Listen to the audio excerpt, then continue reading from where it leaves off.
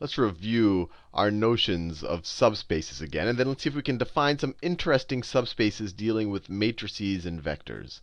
So a subspace, let me just subspace. Let's say that I have some subspace, let me just call it some subspace S.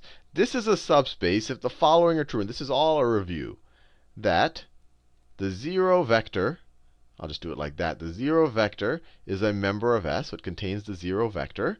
That if v1 and v2 are both members of my subspace, then v1 plus v2 is also a member of my subspace. So that's just saying that the subspaces are closed under addition. You can add any of their two members, and you'll get another member of the subspace. And then the last requirement, if you remember, is that subspaces are closed under multiplication.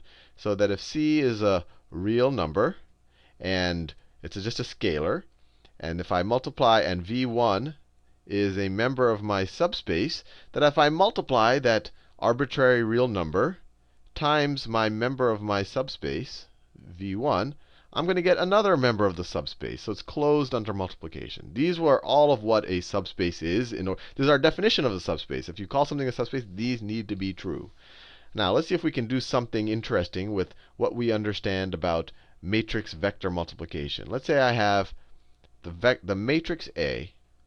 The matrix A, I'll make it nice and bold, and it's an m by n matrix. And I'm interested in the following situation. I want to set up the homogeneous equation, and we'll talk about why it's homogeneous. Well, I'll tell you in a second. So let's say we set up the equation, my matrix A times vector x is equal to the 0 vector, is equal to the 0 vector. This is a homogeneous equation because we have a 0 there, homogeneous.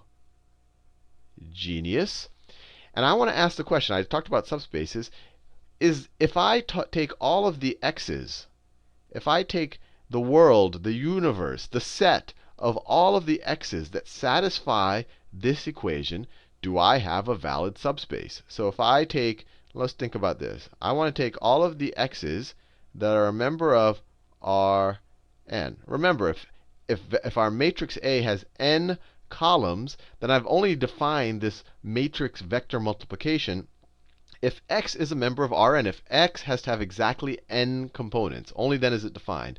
So let me define a set of all of the vectors that are a member of Rn where they satisfy the equation A times my vector x is equal to the 0 vector.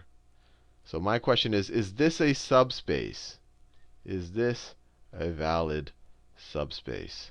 So the first question is, does it contain the 0 vector? Well, in order for this to contain the 0 vector must satisfy this equation. So what is any m by n matrix A times the 0 vector? I'll write it like that, times the 0 vector. Well, let's write out my matrix A. My matrix A, A11, A12, all the way to A1n. And then this, as we go down a column, we go all the way down to AM1. And then as we go all the way to the bottom right, we go to AMN. And I'm going to multiply that times a unit vector, I'm going to multiply that times the 0 vector that has exactly n components. So the 0 vector with n components is 0, 0, and you're going to have n of these. The number of components here has to be the exact same number of the number of columns you have. But when you take this product, this matrix vector product, what do you get? What do we get? Well, this first term up here is going to be A11 times 0 plus A12 times 0 plus each of these terms times 0. So then you add them all up. A11 times 0 plus A12 times 0 all the way to A1n times this 0. So you get 0. Now this term is going to be A21 times 0 plus A22 times 0 plus A23 times 0 all the way to A2n times 0. Well, that's obviously going to be 0. And you're going to keep doing that because all of these are essentially, you can kind of view it as the dot product of well, if you want to, I haven't defined dot product with row vectors and column vectors, but I think you get the idea.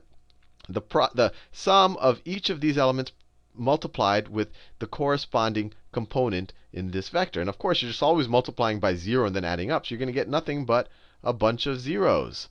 So the 0 vector does satisfy the equation. A times the 0 vector is equal to the 0 vector. And this is a very unconventional notation. I'm just writing it like that because I don't feel like bolding out my zeros all the time to make you realize that that's a vector.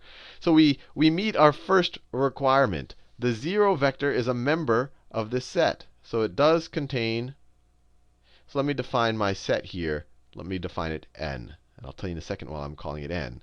So we now know that the 0 vector is a member of my set n.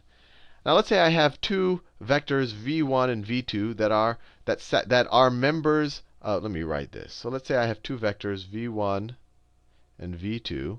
This was a v2 over here. v1 and v2 that are both members of our set. What does that mean? That means that they both satisfy this equation. So that means that A, my matrix A times vector 1 is equal to 0. This is by definition. I'm saying that they're a member of this set, which means they must satisfy this. And that also means that A times vector 2 is equal to our 0 vector. So in order for this to be closed under addition, A times vector 1 plus vector 2, the sum of these two vectors should also be a member of n. But let's figure out what this is. The sum of these two vectors is this vector right here. This is equal to, and I haven't proven this to you yet. I haven't made a video where I prove this, but it's very easy to prove just using the definition of matrix vector multiplication, that matrix vector multiplication does display the distributive property. And maybe I'll make a video on that, but it's literally you just have to go through the mechanics of each of the terms. This is equal to a v1 plus a v2. And we know that this is equal to the 0 vector, and this is equal to the 0 vector. And if you add the 0 vector to itself, this whole thing is going to be equal to the 0 vector. So if v1 is a member of n, and v2 is a member of n, which means they both satisfy this equation, then v1 plus v2 is definitely still a member of n, because when I multiply a times that, I get the 0 vector again. So we get, let me write that result as well. So we are also, let me write that. So we are also, let me write this right here. So we now know that v1 plus v2 is also a member of n. And the last thing we have to show is that it's closed under multiplication. So let's say that v1 is a member of our space that I defined here, where they satisfy this equation. What about c times v1? What about c times v1? Is that a member of n? Well, let's think about it. What's a, our vector, our matrix A, times the vector, right? I'm just multiplying this times the scalar. I'm just going to get another vector.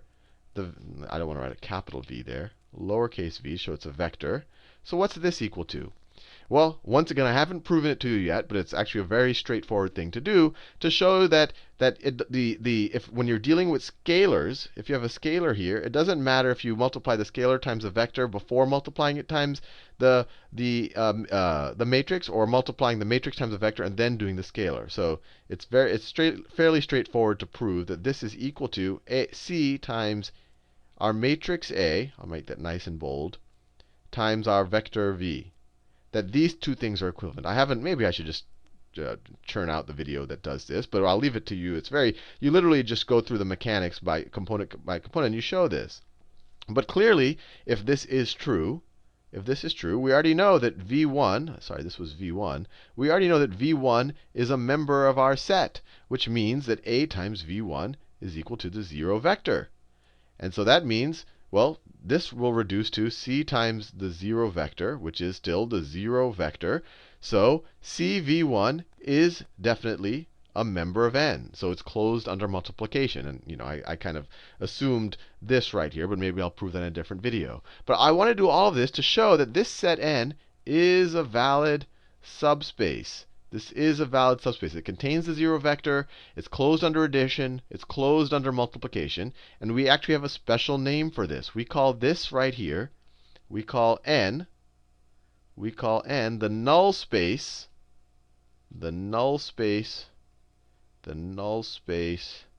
of A. Or we could write n is equal to, maybe I shouldn't have written an n, maybe I'll write an orange n there. Our orange n is equal to, the notation is just the null space of A. Or we could write the null space is equal to the orange notation of n.